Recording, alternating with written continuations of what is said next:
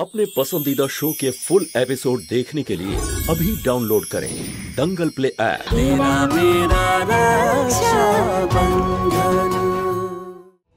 ছাড়ো কাকু, তোমার এইসব করার কোনো প্রয়োজন নেই। শুনে রেখো রশনি, তোমার ভাইয়ের হিংসা কিন্তু এই বাড়িকে ভেঙে দেবে। এই বলে দিলাম আমি তোমাকে। যুদ্ধ শুরু হবে, যুদ্ধ।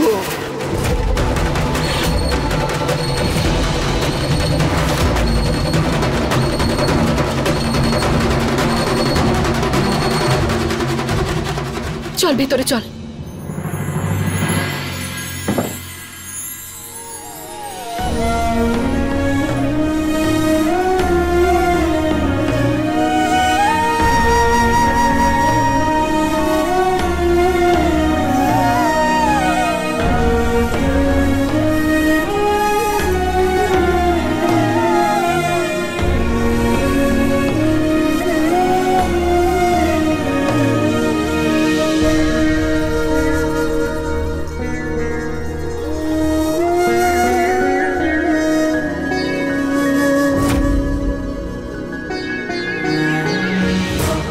বাবা, তোমার সাথে এরা অন্যায় করেছে, কাউকে ছাড়বে না তোমার শিবরাজ।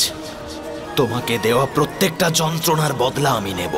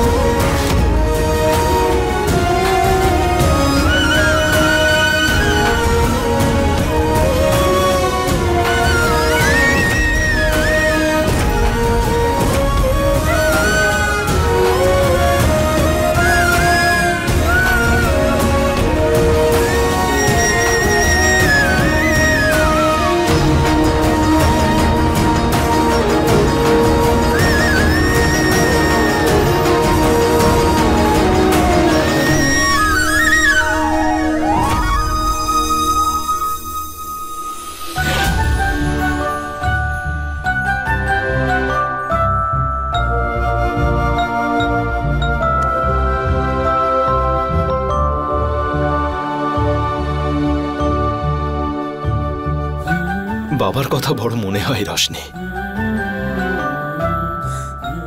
আমারও। এই চেয়ারটা দেখছিস, এটাতে বসে আমাদের বাবা তার জমিদারির কাজ করতেন। এই চেয়ারে বসেই বাবা কখনো কারোর সাথে কোনো অন্যায় হতে দেয়নি। আর আজকে ওই মোম সিং এটার উপর তার পা তুলে বসেছিল। সহ্য করতে পারছি না আমি। তুই বুঝতে পারছিস তো? আমি বুঝবো না তো আর কে বুঝবে দাদা? যে কষ্টের মধ্যে দিয়ে তুমি যাচ্ছ, একই কষ্টের মধ্যে দিয়ে আমিও যাচ্ছি। দাদা, তুমি না এত রাগ করো না, আমার খুব ভয় লাগে। ঠিক আছে, চেষ্টা করব। তোকে আর বোঝাতে হবে না আমায়। কালকে বাবার বাৎসরিক, আর 15 বছরে এই প্রথমবার এই বাড়িতে বাবার বাৎসরিক পালন করছে। স্মরণীয় করে রাখতে হবে, আর হবেও। একদম চিন্তা করো না, তুমি যেমনটা চাও তেমনটাই হবে। আমরা পুরো গ্রামকে ডাকবো। হ্যাঁ, আর কিছু বিশেষ লোকও আসবেন।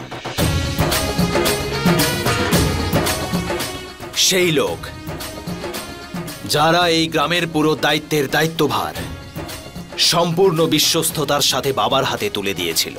সময় এসে গেছে রশনি, সেই দায়িত্বভার এখন আমার হাতে তুলে নেওয়া। কাল পুরো গ্রামের সামনে আমি এটা ঘোষণা করতে চলেছি, জমিদার উমেদ সিং এর উত্তরাধিকারী রশনি আর শিবরাজ ফিরে এসেছে এবং তাদের সমস্ত দায়িত্ব পালন করতে তারা সম্পূর্ণ প্রস্তুত হয়েছে।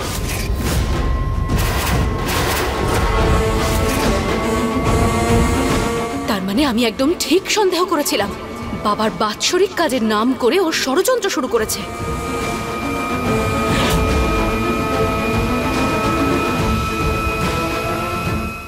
সমস্ত গ্রামবাসীর সামনে নিজেকে জমিদার বাবুর উত্তরাধিকারী আর আমাকে আর আমার বরকে বাড়ি থেকে বের করা ষড়যন্ত্র করছে ও।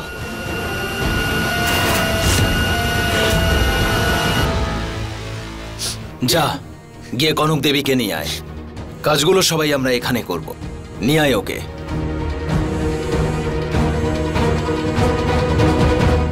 আরে আমরা তো শুনলাম শিবরাজ দাদা আর তার বোন আবার ফিরে এসেছে, আর এটাও শুনেছি যে শিবরাজ দাদাকে একদম পঞ্চায়েত প্রধানের মতোই দেখতে, একেবারে হুবহু চেহারা।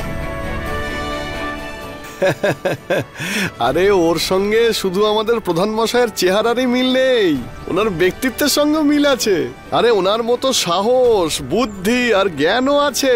শিবরাজ এখানে আসাতে এমন মনে হচ্ছে যে প্রধান মশাই ফিরে এসেছেন। আজকে শিবরাজ বড় একটা ঘোষণা করতে চলেছে, সমস্ত গ্রামবাসীরা যাচ্ছে। তোমরা দাঁড়িয়ে আছো কেন? তোমরা চলো, আরে এসো। হ্যাঁ চলো চলো চলো।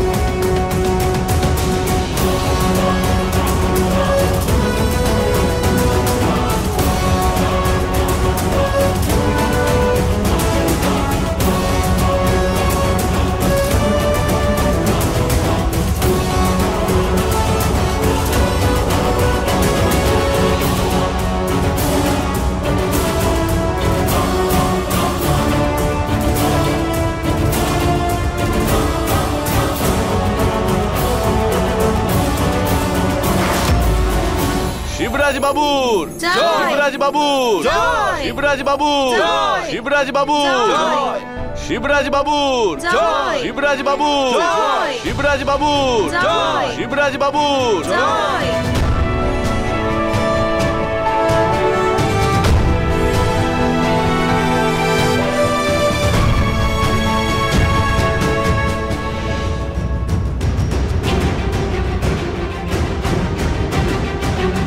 পনেরো বছর পরে আমার গ্রামে ফিরে এসেছে।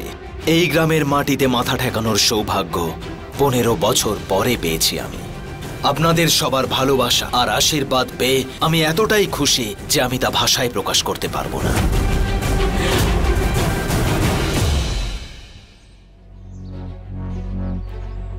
বাবার বাৎসরিকের দিন আপনারা সকলে আসবেন, যাতে আমি আপনাদের সকলের সামনে বাবার কাঁধে থাকা সমস্ত দায়িত্ব আমার কাঁধে নিতে পারি।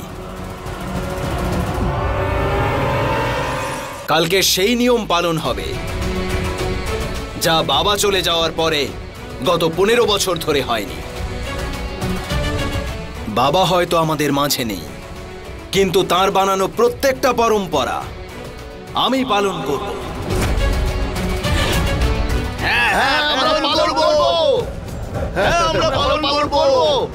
শিবরাজ বাবু শিবরাজ বাবু শিবরাজ বাবু শিবরাজ বাবু শিবরাজ বাবু শিবরাজ বাবু শিবরাজ বাবু শিবরাজ বাবু শিবরাজ বাবু জয়।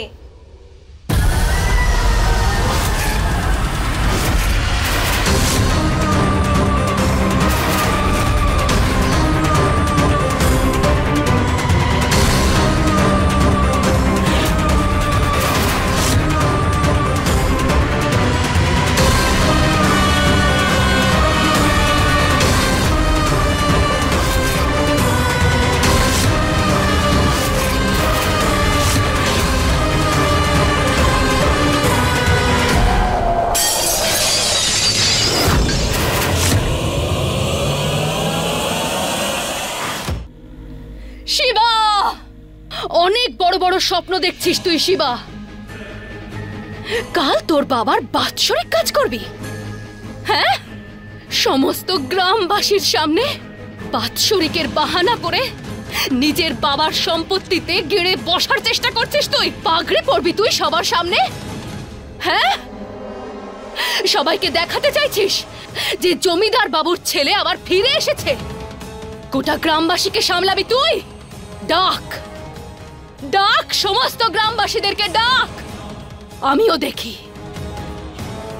তুই কি করতে পারিস। সমগ্র গ্রামবাসীর সামনে যদি তোকে অপমানিত করতে না পারি, তাহলে আমার নামও চাঁদনি নয়।